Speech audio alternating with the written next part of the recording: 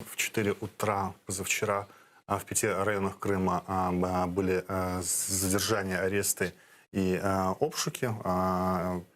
6 человек сейчас находятся в СИЗО. Фактически последние 2 года, февраль-март, это время самых массовых задержаний. В 2019 году это сразу было в 27 местах задержания и ареста. В прошлом году, буквально перед карантином, в 5 местах в одном районе. В этот раз опять на февраль, на начало года припадает. Вот такое, какая-то традиция уже в Крыму появилась в феврале, в Это не марте. традиция, это, я могу сказать, очень спокойно, как бы эту систему немножко знаю, как бы, да, то есть это профилактические меры напередодні годовщины захвата Крыма, все, они просто вот эти вот глушат, чтобы никто там ничего не смог сделать, все. Это просто акт запугивания. Да, запугивание чистой воды, как бы, да, то есть это будет каждый год, это будет каждый год. Мы об этом говорили с Александром Подробинником, что даже в украинском обществе, не говоря о российском, которое обвиняет Бабченко очень часто в том, что оно не замечает вот этих вот арестов и притеснений в Крыму, в украинском обществе тоже арест Навального имеет больший розголос украинскую, кажется, чем то, что в Крыму задерживают крымских татар. Я понимаю, это Ивлева объясняла, фигур уровня, там, как она говорила, уровня сейчас Сенцова, там, который был режиссер, или там Балуха, который был фермер весьма активный, да, вот их нет, их имена не запоминаются, о них так не говорят. Это братская могила, имена, фамилии мусульманских, крымско-татарских. Которые трудно выговаривать некоторым Да, которые людям. трудно выговаривать, да. Вот ты за 2 года свободы понял для себя, как это можно вообще актуализировать или никак? Или вот к этому надо просто спокойно относиться, что это малоинтересная тема? Я никак относиться к свободу спокойно не буду, потому что я сам человек, который на своей шкуре все это испытал. Это был не день-два, это было 5,5 лет, и я очень хорошо понимаю, как им сейчас там. И поэтому я буду бороться за всех. За всех украинских политзаключенных, включая, естественно, как бы крымских татар, независимо от каких обвинений они задержаны, обвинены, потому что все понимают, что это политическое обвинение. То есть борются против народа, которые хотят запугать, которые хотят сделать крепостными, послушными, как бы, да, ассимилировать, и чтобы они там хлопали в ладоши, как бы голосовали за Единую Россию, да, то есть все. То есть поэтому я буду бороться за них всех до самого конца, до краха Путина и освобождения всех наших политзаключенных. Но Подробинник объясняет тем, что все-таки Навальный – это политическая фигура, которая ставит масштабные задачи. И понятно, что он, как диссидент советский, считает, что именно политические фигуры, хотя они могут не говорить о крымских татарах или о свидетелях Иеговы, которых тоже массово задерживают и сажают. Но самое изменение политической системы, оно может дать шанс типа всем. Вот ты следишь за судьбой Алексея Навального?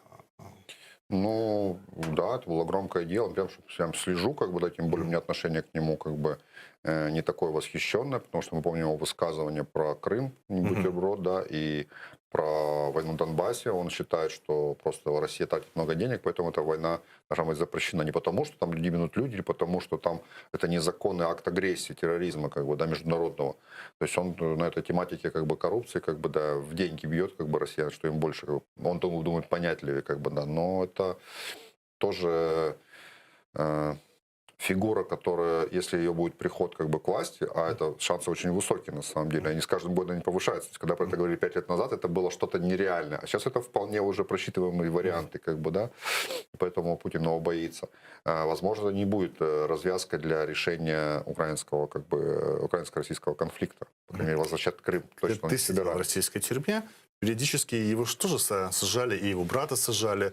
Брата сидел 3 года полностью, да. Вы же все считались политическими в тот момент? Как-то вот были какие-то неформальные контакты? Или когда-либо он ли высказывался в твою поддержку хоть раз? Было ли такое? Я ни с кем из политических не пересекался, потому что их не так уж и много. То есть в СИЗО и лагерях России содержится порядка 600 тысяч людей.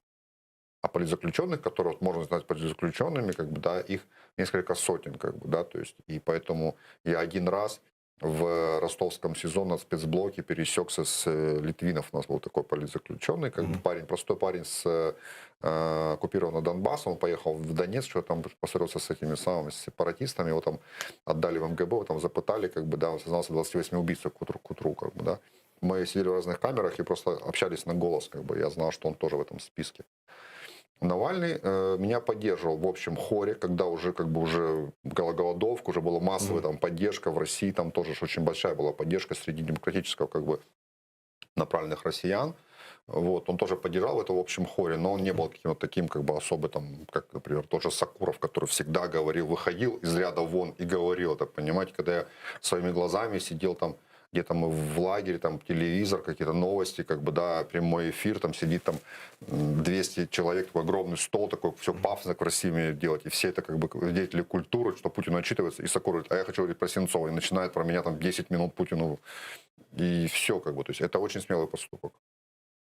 Просто очень часто и политзаключенных тоже оценивают по тому, как мы их видим на судебных заседаниях, по тому, что с ними происходит, по их мимике, жестикуляции, в конце концов, иногда оцениваем. Вот ты сейчас, наблюдая за ним, что ты скажешь, он реально вот такой тоже бесстрашный боец, который идет до конца? Не видел видео. Или он все-таки больше политик? Я не слежу за его заседанием, потому что мне как бы он не очень импонирует и не очень близок, поэтому как бы да, то есть за Владимиром Котовым я следил, хотя он неизвестная такая большая фирма, что это парень был за нас, как бы да, он как бы хороший как бы правильный человек, который поддерживал Украину, поддерживал политзаключенных и физически носил передачи с Ивлевым вместе в СИЗО. Извините меня, это поступок, как бы, да, вещь. Для меня он как бы ближе, я его и рад, когда Котова освободили, как бы, да. За Навальным я как бы близко так не сижу, потому что не видел его этих выступлений, но то, что он человек смелый, это однозначно. То есть человек, которого пытались отравить, и не первый раз как бы он выжил, и он поехал сюда, зная, что его ждет,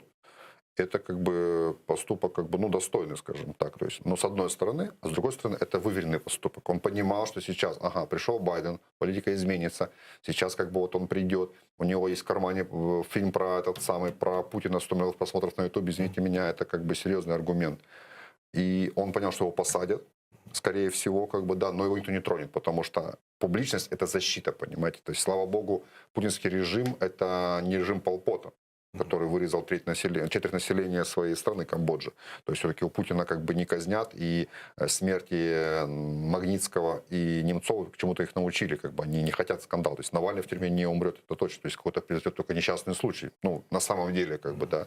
Потому что я помню, как переживали эти самые тюремщики, когда я голодал. То есть, что они переживали сильнее, чем все правозащитники. То есть, не дай бог, потому что все, им конец всем карьере после этого, если я там умру. Если он такой расчетливый политик, вот эти высказывания про Крым и бутерброд, это может быть неудачным высказыванием? Или все-таки он говорит то, что хочет слышать избиратели? Проблема не только в том, что он хочет, он говорит то, что хотят от него услышать, он так и думает, понимаете, что это не единственное высказывание. Было высказывание про мигрантов с Средней Азии, было высказывание про грузин, то есть были русские марш, то есть он реально такой националист достаточно правого толка получается, да, просто сейчас он немножко одел костюмчики, выглядит таким, старается выглядеть таким celebrities, но это его подход, и он как бы хорошо понимает свой народ, понимает, что ему говорить, как бы, да, и в любом случае любой политик в России, который скажет, что надо вернуть Крым Украине, он обречен, как бы, да. Другое дело, что когда например, вот у меня были связи, там, ну, звонили мне некоторые российские там либерально настроенные товарищи, говорят, ну, что ж так на Навального как бы так наехал, там так нехорошо. Я говорю, почему? Он говорит так.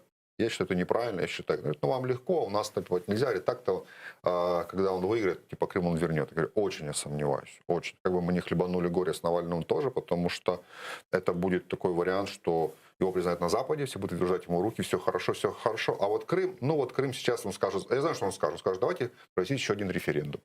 Ты понимаешь, что мы его не выиграем, это даже быть самый честный в мире получается, то есть надо вернуть статус-кво, и закрыть эту тему, получается. Он это сделать не сделает, потому что Россия, народ к этому не готов. Поэтому единственный путь, единственная возможность для возврата Крыма в состав Украины – это территориальный распад Российской Федерации вследствие